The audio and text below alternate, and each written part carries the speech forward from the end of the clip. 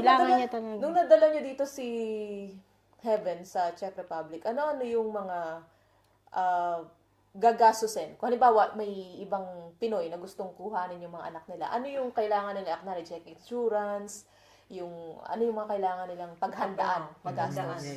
Ginawa naming requirements, kinulik ko yung proof of accommodation niya, finances, proof of finances, tapos yung, siyempre, birth certificate niya, kailangan naka-apostille yun and translated in Czech language.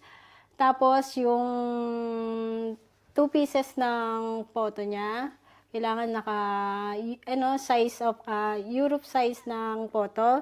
Then, meron din siyang kailangan ng affidavit of support namin dalawa. Gagawa kami. Dapat translated din siya in Czech. Then, kailangan din ng employment contract namin dalawa. Then, yung proof of finances ng under dun yung bank of statement and payslip.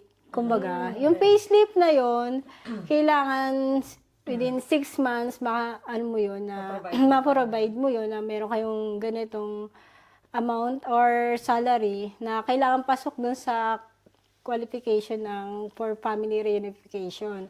Kung wala kayong bank statement at pasok naman yung salary nyo doon, no need na ng bank statement.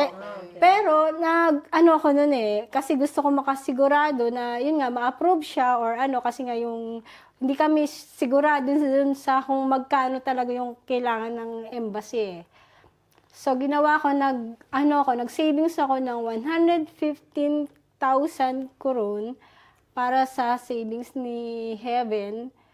Hindi ko ginalaw yun until na ma-approve yung visa niya. Kailangan hindi mo siya gagalawin.